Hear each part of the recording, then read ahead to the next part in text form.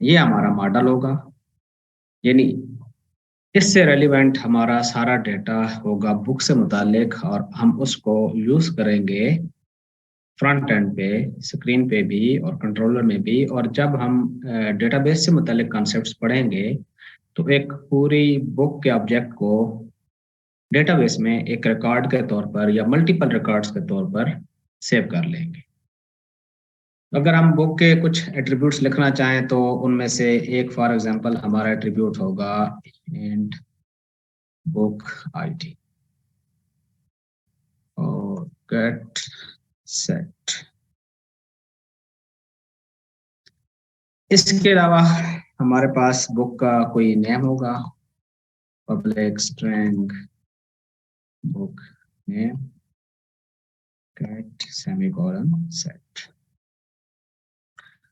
इसके अलावा हमारे पास बुक की कुछ इंफॉर्मेशन बुक की कैटेगरी से मुतालिक हो सकती है कि वो कोई फॉर एग्जांपल कैटेगरीज हम कह लेते हैं कि कोई पोएट्री से मुतालिक है, कोई इस्लामिक बुक है, कोई हिस्ट्री से मुतालिक है। फिलहाल हमारे कैटेगरी से मुराद ये है, तो हम कह देते हैं बुक कैटेगरी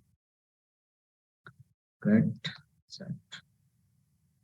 इसके अलावा फॉर एग्जांपल हमारे पास बुक की प्राइस, बुक के ऑथर्स कौन से हैं। फिलहाल हम बुक को एक ऑथर के पॉइंट ऑफ व्यू से देख लेते हैं। ऑथर के मल्टीपल जो है ना वो हो सकते हैं।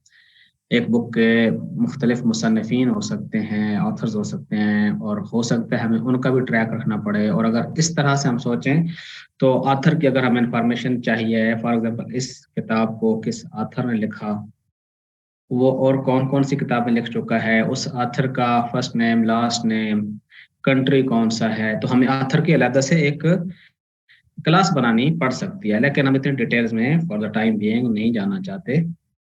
अगर हम एक लाइब्रेरी मैनेजमेंट सिस्टम बनाएं और पूरी बुक की एक एक तफसील को नोट करना चाहें तो शायद फिर हमें ऑथर से मुतालिक एक क्लास बनानी पड़ जाए। अच्छा जी, अब कुछ चीज़ें और ऐड करते हैं। फॉर एग्जांपल फिलहाल ऑथर को एक स्ट्रिंग रख लेते हैं ए रूट, और हम ये समझ रहे हैं कि आइडियली इस किताब का सिर्फ एक ही ऑथर है। अगर मल्टीपल ऑथर हो तो हमें उसके लिए फिर लिस्ट बनानी पड़ेगी।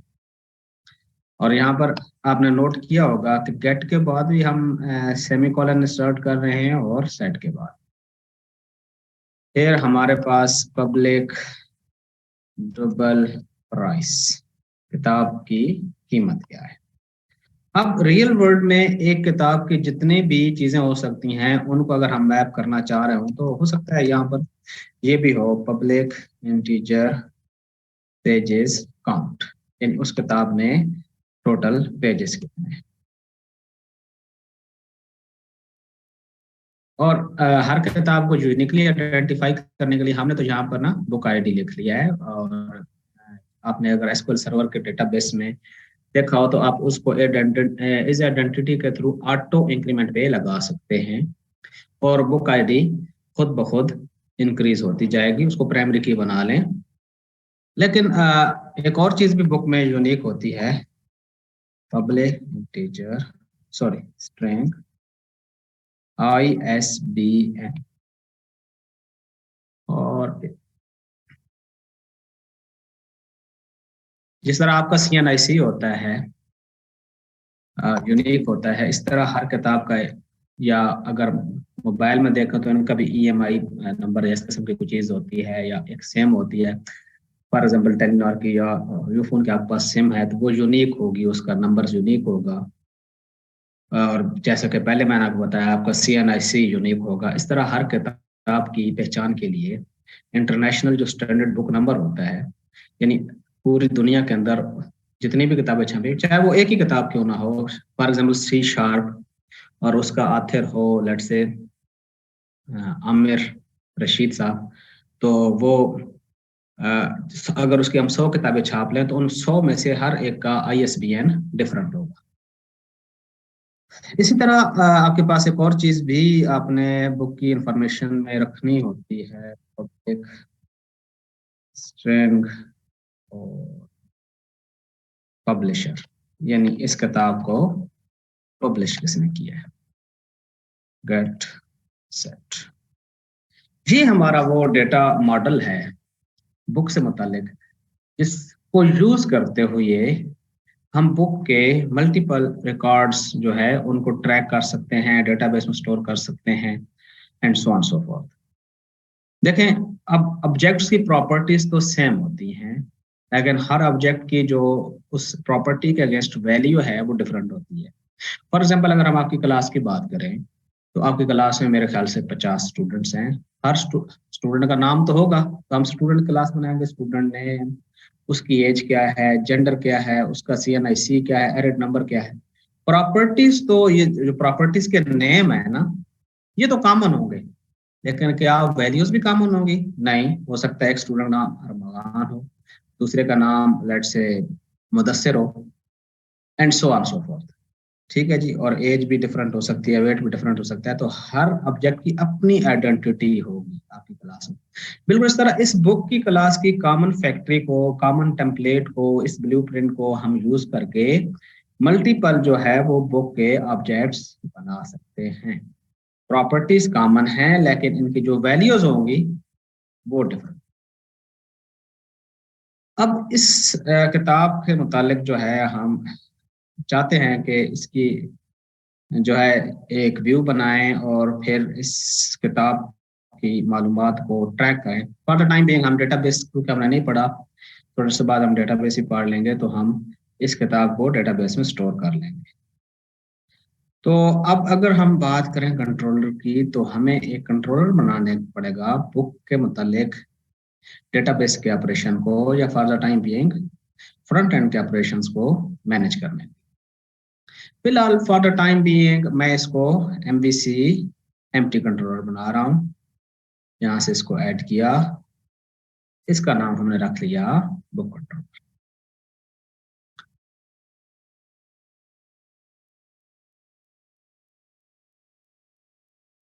और इसमें एक मेथड मौजूद है जो कि हमें बुक से मुतालिक व्यू रिटर्न करे। और अगर हम इसका एक व्यू बनाना चाहें तो ऐड व्यू को क्लिक किया, और अगर हम इसके व्यू को किसी मॉडल के साथ बाइंड करना चाहें तो कर सकते हैं। यानी अभी जो हमारा व्यू होगा वो क्रिएट वाला होगा, यानी हम एक नई बुक इंसर्ट कर सकें, तो ये ऑटोमेटिकली भी हमारे लिए चीजें बना सकते हैं। चलें इसको देख लेते हैं ये करेगा क्या। और हम इसका कॉमन लेआउट पेज भी डिफाइन कर सकते हैं। फॉर टाइम बिंग इस पर मैं डिस्कस नहीं करूंगा। और इसकी फिर मुझे मॉडल क्लास बतानी पड़ेगी कि किसका क्रिएट व्यू बनाना है, बुक का। और अगर मैं इसको यहाँ से ऐड करता हूँ तो यहाँ आपके सामने एक व्यू बन जाएगा, और सारी चीजें ऑटोमेटिकली देख लें इसमें मौजूद है। कई चीजों को आप जानते भी नहीं है, इसको अभी मैंने डिस्कस नहीं किया, लेकिन देखें एडिटर फॉर से मुराद, अच्छा एक चीज याद रख लें, एडिटर फॉर भी इसी तरह का कंट्रोलर जिस तरह आपके पास टेक्स्ट बॉक्स फॉर होता है, ये तकरीबन दोनों सेम है फॉर द टाइम भी। तो देखें इसने सारे कंट्रोल्स हर चीज के लिए बना दिए, label for book dot book name, और इसने बाइंडिंग भी कर दी। ज़ाहिर है मैं इसको अभी यूज नहीं करने जा रहा, लेकिन आपको पॉसिबिलिटीज बता रहा हूँ कि विजुअल स्टूडियो आपको मुख्तलिफ कोड को ऑटोमेटिकली जनरेट करने में हेल्प आउट करता है। देखिए ये सबमिट होगा कोड, वैल्यू इसकी क्रिएट होगी, और अगर हम यहाँ पर देखें तो इसने आपके बिहाफ पे फॉर्म भी बना दिया। और आप सबको याद होगा, अगर हम यहाँ पर पैरामीटर स्पेसिफाई ना करें तो इस बाय डिफॉल्ट इसके डिफॉल्ट पैरामीटर्स कौन से होंगे? क्रिएट का मेथड, बुक का कंट्रोलर, और रिक्वेस्ट कौन सी होगी? पोस्ट। लेकिन मैं इसे फिलहाल फॉर्म का तो आप सबको पता है, बाकी चीजों को मैं डिलीट करना चाह रहा हूँ। और ये हम इसमें बूटस्ट्रैप की क्लासेस भी लग गई हैं। बूटस्ट्रैप का वीक जो है उसके मैंने फिलहाल स्पेयर रखा हुआ है। बूटस्ट्रैप के बारे में जो है कुछ अरसे बाद किसी वीक में मैं डिस्कस करूंगा, फिर नहीं करूंगा। बूटस्ट्रैप भी जो है किसी जगह पे जाके समझ लेंगे, सीख लेंगे। और डिव से मुतालिक तो आप सब चले, इसके मुतालिक डिस्कशन बाद में हम फिजिकल किसी क्लास में करेंगे। और कल मुड़ा देते हैं। ये आपके पास आप सबको याद होगा, एक फॉर्म होगा, हो सकता है हम इसका नाम चेंज करना चाहें और कहें कि बुक इंफॉर्मेशन।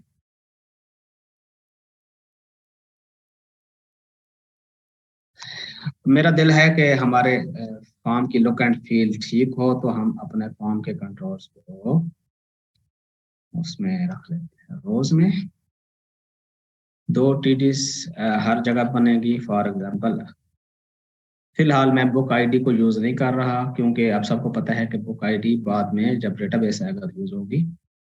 फॉर एग्जांपल हम कहते हैं यूजर से कि हमें ISBN नंबर बताएं, तो यहाँ पर हम उसको एक टाइटल दे देंगे, और ये टाइटल इस तरह से भी दे सकते हैं, और दूसरा तरीका ये भी है, डॉट लेबल, और लेबल फॉर भी दे सकते हैं। लेकिन फिलहाल लेबल फॉर मैं नहीं यूज कर रहा। लेबल फॉर का एक फायदा होगा जो बाद में थोड़ी सी एडवांस चीजें हम पढ़ेंगे तो तब मैं आपको बता। आप ये ना भी लिखें तब भी वो लेबल लग जाएगा, लेकिन हम कह रहे हैं चलें एक हमारी अप्रोच यही है, तो हम उसी को यूज कर लेते हैं जो अप्रोच ऑलरेडी हम यूज कर रहे हैं। और यहाँ पर हमने लिखा HTML डॉट एडिटर फॉर भी लिख सकते हैं। मैं आपको बता चुका हूँ एडिटर फॉर का भी वही तकरीबन मानी है जो कि टेक्स्ट बॉक्स फॉर का है। चलें आज एडिटर फॉर को ट्राई कर लेते हैं, और इसमें हमने लिखा model model dot book ISBN, ये ठीक। अब इसमें एक चीज आपने नोट किया कि हमें सजेशन आई है, क्यों आई है? क्योंकि ये देखें ऑटोमेटिकली जब मैं जनरेट किया था तो हमने इस व्यू को, इस स्क्रीन को बता दिया है कि इस स्क्रीन में जो डेटा होगा वो यहाँ से आएगा। ये नेम स्पेस है, प्रोजेक्ट का नाम है आपका, यहाँ पर ये आपके मॉडल्स का फोल्डर है, और उसमें बुक की क्लास मौजूद है। इसी तरह हम ये सारी चीज़ों को ऐड कर लेते हैं और फिर चेंज कर लेते हैं अपनी मर्जी के मुताबिक। फॉर एग्जांपल अब हमारे पास जो बाकी चीज़ें हैं उनमें बुक नेम है, पब्लिशर है, तो यहाँ पर फॉर एग्जांपल हालांकि बुक नेम पहले होना चाहिए, बल्कि उसको पहले कर लेते हैं नेम, और यहाँ पर मैंने इसको बुक नेम कह दिया, और फिर उसके बाद मैंने नेम के बाद हमारे पास इसका बुक की कैटेगरी, और यहाँ पर हमने कैटेगरी बता दी, और उसके बाद ISBN से पहले मेरे ख्याल में हम बेहतर है कि हम ऑथर स्पेसिफाई कर दें ऑथर, और अब ISBN ठीक है, बल्कि इससे पहले हम कह देते हैं पेजेस का काउंट क्या है, सॉरी, और यहाँ से हमने पेजेस काउंट, फिर बुक की प्राइस क्या है, और यहाँ से हमने प्राइस स्पेसिफाई की, और ISBN के बाद से पब्लिशर कौन सा है, यहाँ से हमने उसका पब्लिशर बता दिया, और कोई अहम इंफॉर्मेशन देख लेते हैं जो हमारे काम की हो।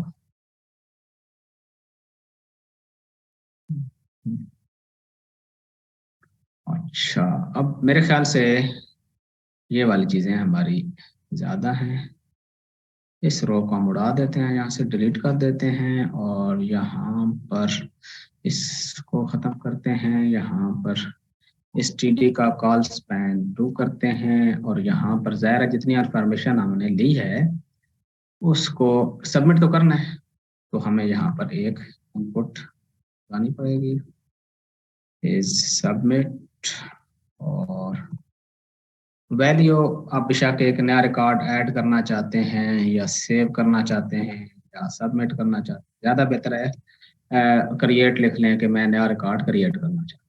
तो जो भी आपको इसमें सूटेबल चीज़ नज़र आती है, मैंने इसका नाम रखा है सेव। अब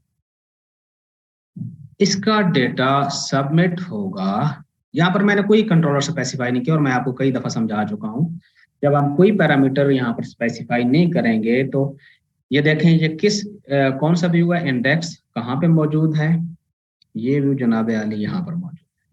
तो देखें इसका फोल्डर कौन सा बनता है व्यू का, बुक, तो बुक फोल्डर के अगेंस्ट लामहला तौर पे एक बुक कंट्रोलर अक्सर यानी कि मौजूद होता है।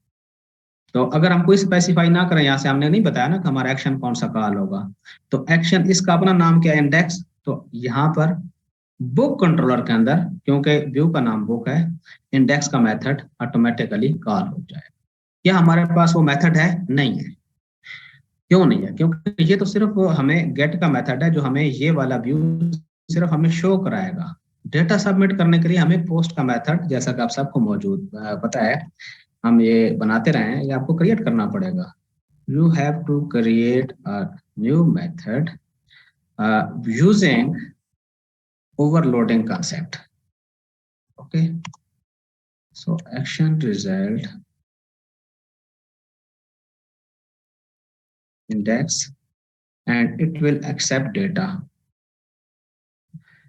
As you know, we are posting or submitting some data from here. What is the nature of that data? The nature is book. The category is book. Let's say मैं इसको obj book कह देता हूँ, कुछ भी कह देता हूँ। और ये देखें, बुक कंट्रोलर नहीं होगा, सिर्फ बुक हमें लिखना पड़ेगा, और जाहिर है कि हमें बुक का जो नेम स्पेस है वो इंपोर्ट करनी पड़ेगी। और जनाब ये हमें अगर मौका दे तो ये देखें, जब हमने ये नेम स्पेस इंपोर्ट कर ली, ये देखें, तो अब ये मसला हल हो जाना चाहिए। अब एक और मसला है, देखें यहाँ पर हम इसकी रिटर्न टाइप, एक्शन रिजल्ट, हम कुछ भी रिटर्न नहीं कर रहे हैं। तो जो ही हम इसकी रिटर्न टाइप यहाँ पर मेंशन कर देंगे, जाहिर है जब एक्शन रिजल्ट होगा तो रिटर्न टाइप, ठीक है जी। तो ये जनाब हमारे पास इंडेक्स का एक मेथड है, जिसमें हम डेटा एक्सेप्ट कर रहे हैं मॉडल का। पहले फॉर्म कलेक्शन, अगर आपको याद हो, फॉर्म कलेक्शन वाली भी एक अप्रोच थी, और वो मुझे उम्मीद है कि आपने उसके मुतालिक ज़रूर जो है ना रिहर्सल की होगी। अगर हम इसे फॉर्म कलेक्शन के थ्रू करना चाहें तो ये इस तरह से हम कर सकते हैं, फॉर्म कलेक्शन, FOM, और जो जो इनके हम नाम रखेंगे यहाँ पर, ज़ाहिर है हम इसके कोई ना कोई नेम मेंशन करेंगे, तो वहाँ से हम रिसीव कर लेंगे। लेकिन ये अप्रोच भी हमने देखा था कि इस अप्रोच के साथ भी कुछ प्रॉब्लम्स हैं, तो हम फिर ये वाली अप्रोच यूज़ करें। अब यहाँ पर हम लेट से यहाँ से डेटा भेजना चाह रहे हैं कि उसने शो क्या कर, दूसरा डेटा दिया क्या था, तो मैं लेट से यही डेटा वापस रिटर्न कर दूं। तो देखते हैं कि इससे हमारे पास क्या आएगा। अब हम यहाँ पर ब्रेक पॉइंट लगा लेते हैं। मैं ये चाहता हूँ कि मेरा यही कंट्रोलर रन हो जब हमारा पेज रेंडर हो, तो यहाँ पर राउट कॉन्फ़िग में जाकर कुछ चेंजेस करूँ। यहाँ पर मैं अपने कंट्रोलर का नाम स्पेसिफाई करूंगा बुक, और उसका जो पहला एक्शन कॉल होगा वो इंडेक्स ही है। अब इसको हम रन करें। आई होप सो के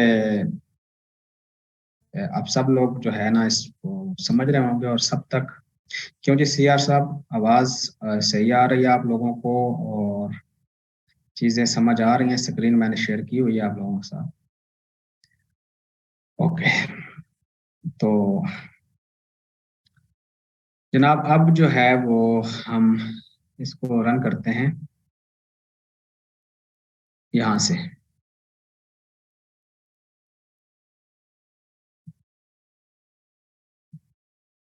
it will take some time.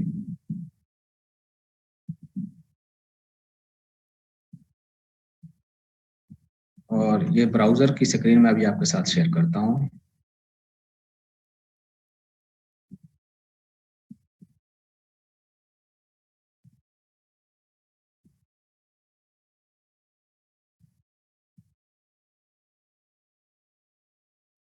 Share screen, ये, और चूंकि हमने वो ब्रेक पॉइंट लगाया हुआ था, तो यहाँ पर आके चीज़ रुकी है। हम इसको कंटिन्यू करते हैं और स्क्रीन शेयर करता हूँ आप लोगों के साथ। ये आपके सामने बुक इन्फॉर्मेशन का एक फॉर्म है। हुआ है। फॉर एग्जांपल इसमें आप बुक का नाम लिखते हैं जावा और कैटेगरी इसकी लिख लेते हैं फॉर एग्जांपल प्रोग्रामिंग और ऑथर लेट से इसका है रॉबर्ट लेफोर।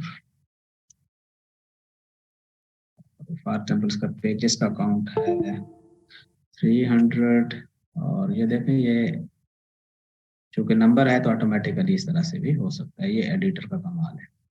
प्राइस लेट से हम कहते हैं इसकी है 1200। ISBN कुछ भी है, ABC लेट से जावा XY कुछ भी है और पब्लिशर लेट से इसका एप्रेस। अब अगर हम इसको सेव को क्लिक करते हैं तो मैं यहाँ पर एक पॉइंट भी लगाता हूँ और यहाँ से सेव के बटन को क्लिक किया और अब मैं आपके साथ स्क्रीन शेयर कर रहा हूँ ये वाली। अब देखें हमारे पास बुक का सारा डेटा यहाँ पर जो हमने फॉर्म से सबमिट किया था तो यहाँ पर आ गया। स्क्रीन नजर आ रही है VS स्टूडियो को? क्योंकि ओके, अब ये देखें यहाँ पर इसके चीजें आपको नजर आ रही होंगी। ये सारी इंफॉर्मेशन मेरे ख्याल से विजिबल है आप लोगों को। और ये देखें बुक, इसमें ISBN बुक आईडी जो कि हमने मैं उसके सबको पता है कि फ्रंट एंड के साथ उसको लिंक नहीं किया था, तो बाय डिफॉल्ट आप सबको पता है कि अगर इंटीजर हो तो उसकी वैल्यू क्या होती है, 0 होती है, बुलियन हो तो फॉल्स होता है। तो ये डिफॉल्ट वैल्यू, हमने कुछ नहीं प्रोवाइड किया। आथर हमने यही बताया था। बुक की कैटेगरी, अभी कैटेगरी को मैं आपके सामने ड्रॉप डाउन बनाने लगा हूँ और ये जावा और ये सारी चीजें वही हैं जो हमने भेजी है। ठीक है जी। अब हम यही डेटा लेट से मॉडल को भेज रहे हैं और इस पे भी अगर हम चाहें तो लेट मी चेक, क्या हम ब्रेक पॉइंट लगा सकते हैं जी और देखते हैं क्या होता है। ये इसको रन किया तो देखें हम यहाँ पर आप रुक गए और इसको रन करते गए। देखें ये फॉर्म दोबारा से पॉपुलेटेड है। इसकी वजह क्या है? इसकी वजह यह है कि हमने जो डेटा जो है वो वहां से भेजा था वो, यानी कि मैंने आपको बताया था ना कि आप सबको याद होगा, ये फॉर्म मेरे ख्याल में मैंने शेयर किया नहीं किया है, नहीं शेयर किया। अब सबको याद होगा कि मैंने बताया था कि हम जो है वो भेज सकते हैं data from controller to view. उसका तरीका आपने देखा कैसे भेजा है डेटा, ये मैं आपको दिखाता हूँ। यहाँ पर आए, ये देखें हमने ये व्यू के अंदर एक पैरामीटर में पूरा ऑब्जेक्ट पास किया है। अच्छा फिलहाल तो आप हो सकता है सोच रहे हो कि ये तो फॉर्म में शायद वैसे ही पॉपुलेट हो गया होगा, तो एक और काम कर लेते हैं ना। हम एक जो है इससे नीचे, यहाँ पर एक टेबल से नीचे ना, इस फॉर्म से बाहर आके एक और टेबल बना लेते हैं। ठीक है जी। और यहाँ पर उसको एक हेडिंग दे देते हैं, इससे पहले यहाँ पर बल्कि H2, जो इंफॉर्मेशन आपने सबमिट की थी। ठीक है, तो हमारी सबमिटेड इंफॉर्मेशन क्या थी? मैंने यहाँ से एक TR TD और फॉर एग्जांपल मैं कहता हूँ बुक का नेम क्या था। ठीक है, और अब देखें, अब यहाँ पर बड़ी अहम बात है। अगर आपने मॉडल का डेटा यहाँ पर शो कराना है, सिर्फ रीड ओनली, कभी आपने देखा होगा ना किसी बटन क्लिक करते हो तो पूरी इंफॉर्मेशन सिर्फ आपके सामने शो हो रही होती है। तो TD में अगर ये इंफॉर्मेशन हम शो कराना चाहते हैं तो कितनी इंफॉर्मेशन है, सिर्फ एक ऑब्जेक्ट है। तो यहाँ पर आप लिखेंगे मॉडल डॉट क्या जी, हमारा बुक का नेम। ये तरीकाकार है, ये देखें।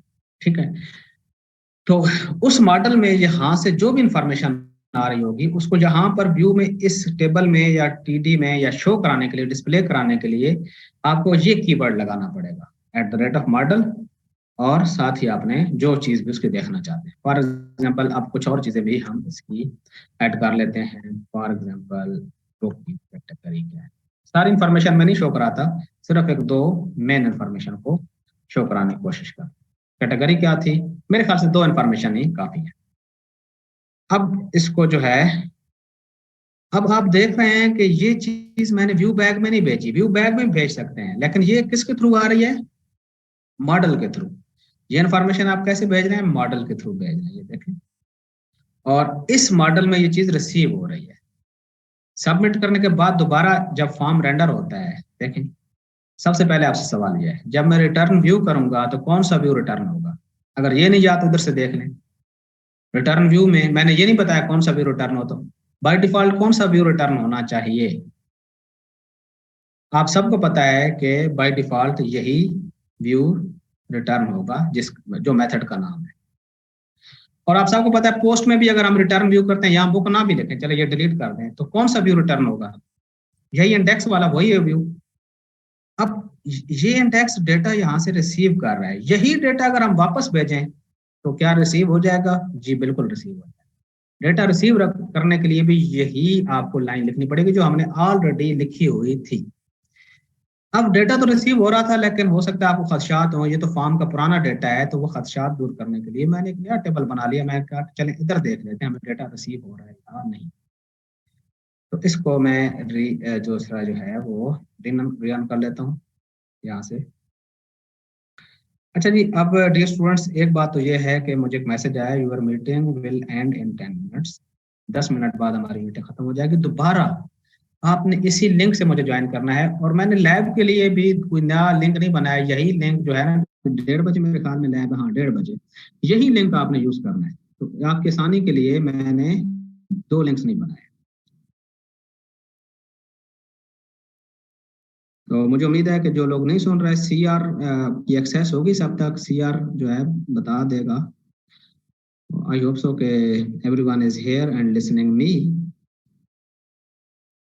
You have to use this link to participate my session again in lab or next session. तो 10 मिनट बाद मेरे कंट्रोल में नहीं हो ज़ाहिर है, हम पढ़ रहे हैं, मुझे नहीं पता तो चलेगा कि सेशन खुद ब खुद खत्म हो जाएगा। दोबारा मैं स्टार्ट कर दूंगा इसी सेशन को। आप 10 मिनट बाद जब खत्म होगा तो फिर आप मुझे ज्वाइन।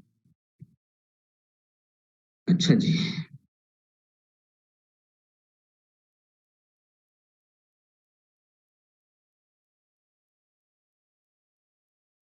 और अब हमारे पास जनाब, मैं आपके साथ स्क्रीन शेयर करता हूँ, कोई एरर आ गया। अच्छा, ये एरर इसलिए आया है कि पहली दफा जब ये व्यू रेंडर होगा, ज़ाहिर है आप सबको पता है, दोबारा से मैं वापस आता हूँ।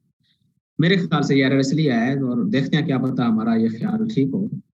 ये जो पहली दफा मेथड रन हुआ है व्यू रेंडर करने के लिए, तो ये वाला हुआ है पोस्ट वाला या ये वाला गेट वाला या पोस्ट वाला? पहली दफा जब हमारा पेज रन होता है, ऑफ कोर्स गेट वाला। ठीक है। अब मुझे ये बताएं, क्या इसमें मॉडल को हमने कोई डेटा दिया है, या मॉडल का ऑब्जेक्ट नल है? नल का कंसेप्ट पता है ना? अभी मॉडल में कुछ भी नहीं पड़ा हुआ। तो अगर आप ये कहते हैं कि एक चीज नल है, यानी उसका दुनिया में वजूद ही नहीं है, उसका मुझे नेम शो कराओ, इज इट पॉसिबल? तो हमें यहाँ पर कोई चेक लगाना पड़ेगा ना भाई, कि अगर नल नहीं है तो ये काम करो। तो for the time being, for बड़ा आसान सा मैं चेक लगा लेता हूँ, if model is not null, तो क्या करना चाहिए? ठीक है जी। अगर मॉडल नल नहीं है, और ये चेक मेरे ख्याल में हम ऐसे कर लेते हैं, इन पूरी टी आर पे लगा, ये टी आर सारी यहाँ से कर लेते हैं कट। ठीक है जी। अगर तो मॉडल में कुछ है, ठीक है जी, तो फिर तो ठीक है। अदरवाइज एल्स में हम क्या करें?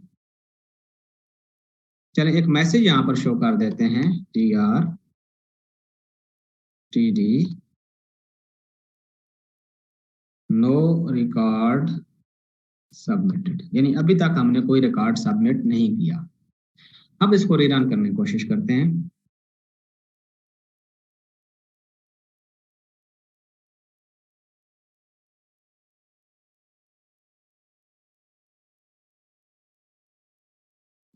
मैं आपके सवालों की तरफ आता हूँ थोड़ी देर तक, और लेट मी चेक। हाँ जी, ये मुझे नहीं पता कि मैंने कौन सा ये स्क्रीन शेयर करनी है। अब आपको नजर आ रहा है जी क्या लिखा हुआ है, नो रिकॉर्ड सबमिटेड। तो हमें ये चेक लगाना पड़ेगा। अब कुछ सवाल ये हैं कि अगर बुक जो है वो ना हो, बुक एम्प्टी हो और कैटेगरी ना हो, तो फिर तो मॉडल तो नल नहीं होगा ना। एरर सिर्फ उस केस में आती है जब आपका ऑब्जेक्ट नल होता है। ऑब्जेक्ट के अंदर कोई वेरिएबल नहीं है तो उसको कोई मसला नहीं होता, उसके सामने एम्प्टी शो हो जाता है। आई होप सो मेरी बात आपको समझ आ गई होगी। फॉर एग्जाम्पल ये देखें, मैं फिर से आप ये इसमें आते हैं। ये आपका बुक का मॉडल है और उसमें आपका सवाल ये है कि हो सकता है कैटेगरी ना हो। तो कैटेगरी क्या है, स्ट्रिंग है। स्ट्रिंग बाय डिफॉल्ट क्या होती है आप सबको पता है, एम्प्टी होती है, ठीक है जी, या बुक नेम। लेकिन अगर ये नल है, यानी इसका मेमोरी में वजूद ही नहीं है, तो फिर आपके लिए ये कहेगा ये मॉडल क्या है, ये कहेगा मुझे पता ही नहीं है मॉडल क्या है। तो क्या आएगा, एरर आएगा। जब कंपाइलर को कुछ पता नहीं चलता, यानी कंपाइलर को अगर कोई नल वैल्यू मिल जाए, तो फिर वो क्या करता है, फिर जनाब आली वो एरर जो है वो दे देता है। वो कहता है मुझे नहीं पता तुम क्या कहना चाह रहे हो, ठीक है। तो सबसे पहले ये इफ हमारे पास हमारी हेल्प के लिए मौजूद था कि अगर यार देखो हमारा मॉडल, ज़ाहिर है जब पहली दफा हम पेज चलाएंगे तो ये आएगा, क्या हमारे पास यहाँ पर बुक कोई मौजूद है, कुछ ही मौजूद है, एम्प्टी है ना, यानी नल है। तो आपके सामने अगर आप इसको यूज करने की कोशिश करेंगे इस वेरिएबल को, तो ये नल होगा और आपके पास एरर आ जाए। इस एरर से बचने के लिए हमने ये सारा कोड लिखा है। आई होप सो कि इसमें आपने एक दो चीजें और सीख ली होंगी कि ये जो सिंटैक्स है रेजर जो हम यूज कर रहे हैं, ये बात इसमें जो है वो इफ कैसे लगती है, ठीक है। फॉर भी हम लगाएंगे, ये सारी चीजें आपको जो है इसमें। अब ब्लैंक करना चाहें, कुछ लोग कह रहे हैं कि जी मॉडल को इधर से एम्प्टी कर दें, कर लें, लेकिन ज्यादा बेहतर अप्रोच ये है जो मैंने अभी यूज की है कि जो अब जो चीजें बाय डिफॉल्ट आ रही है ना, उनके साथ आप उनको चेंज करने की कोशिश ना करें, बल्कि अपनी लॉजिक लिखें, ठीक है ना। कुछ चीजें ऐसी होती है जो कंपाइलर की बाय डिफॉल्ट होती है ना, तो उनमें हमें चेंज करने की जरूरत नहीं होनी चाहिए। मेरे ख्याल से हमें अपनी कस्टम लॉजिक लिखनी चाहिए, वो ज्यादा बेहतर अप्रोच है। अच्छा चलें जी, अब ऐसे करते हैं कि ये डाटा जो मैं स्क्रीन दोबारा शेयर कर रहा हूँ और ये डाटा फिल करते हैं यहाँ से जावा प्रोग्राम में। ये ये ब्राउजर का कमाल है, किसने याद रखा हुआ है। 370 मेरे ख्याल में था और प्राइस 1200, ये ISBN था। ये थोड़ा सा इसको चेंज कर देते हैं, चलें ये जावा की बजाय ना इसको जावा स्क्रिप्ट लिख लो। और कुछ चेंज करना है, चलें इसको जो है ना JS इसमें ऐड कर देते हैं। JS यानी जावा स्क्रिप्ट 1 2 3 4 ABC। कुछ चीज़ों को हमने चेंज कर लिया।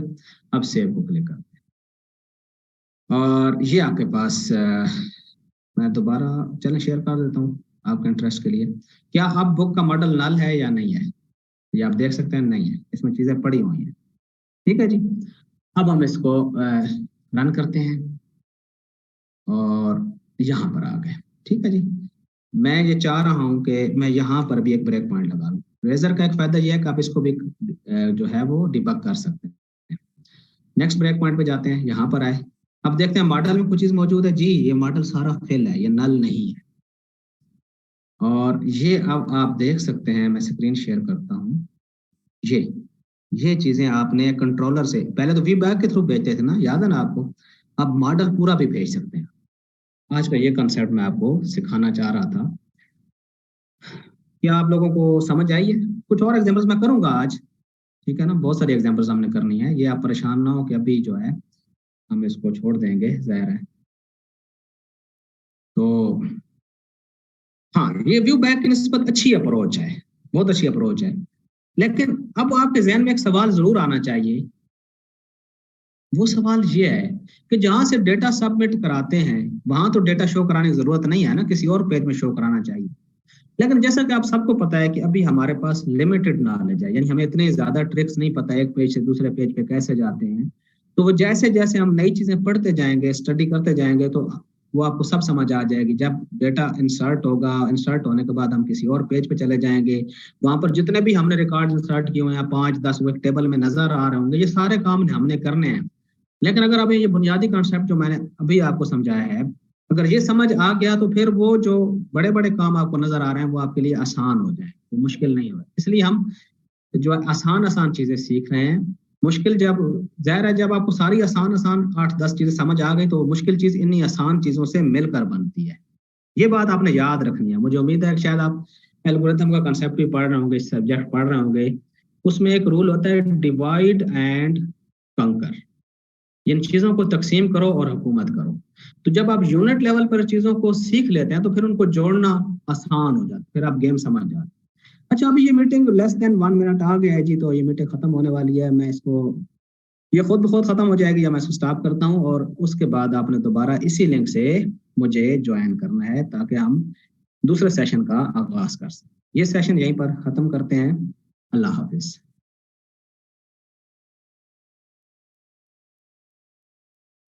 Recording stop.